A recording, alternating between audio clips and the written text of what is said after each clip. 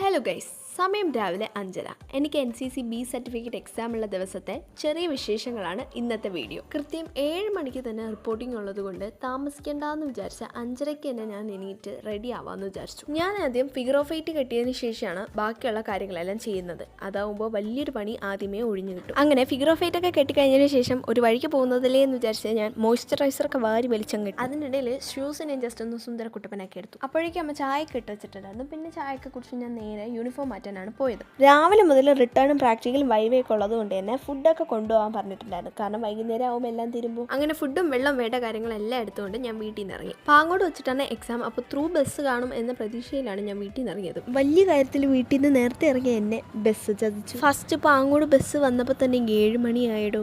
7 മണിക്ക് എനിക്ക് എത്തേണ്ടടുത്ത് ഞാൻ 7 മണിക്ക് ബസ് സ്റ്റോപ്പിൽ നിൽക്കുന്നതേ ഉള്ളൂ. അങ്ങനെ കിട്ടിയ ബസ്സിൽ ഞാനും ഒരു ഫ്രണ്ട് കൂടി നേരെ പാങ്ങോട് ഇറങ്ങി. ഈ കാണുന്നത് മാത്രമേ ഉള്ളൂ. ഉള്ളിലന്ന് ഒടുക്കത്തെ ടെൻഷനായിരുന്നു. അങ്ങനെ എക്സാം ഒക്കെ കഴിഞ്ഞപ്പോഴത്തേക്കും വൈകുന്നേരമായി. അന്നത്തെ ദിവസം രാവിലെ മുതൽ വൈകുന്നേരം വരെയുള്ള വെയിൽ കൊണ്ട് ഒരു പരുവത്തിലായിട്ടുണ്ടായിരുന്നു ഞങ്ങൾ. പിന്നെ ഇതൊക്കെ ഇപ്പം ഞങ്ങൾക്ക് ശീലമായി വരുന്നത് കൊണ്ട് വലിയ കുഴപ്പമുണ്ടായിരുന്നില്ല. അങ്ങനെ എക്സാം എഴുതിയ ക്ഷീണമൊക്കെ മാറ്റാൻ ഞങ്ങൾ ഒരു ലൈമൊക്കെ കുടിച്ച് നേരെ വീട്ടിൽ പോയി. അപ്പം അത്രേ ഉള്ളൂ. ബൈ.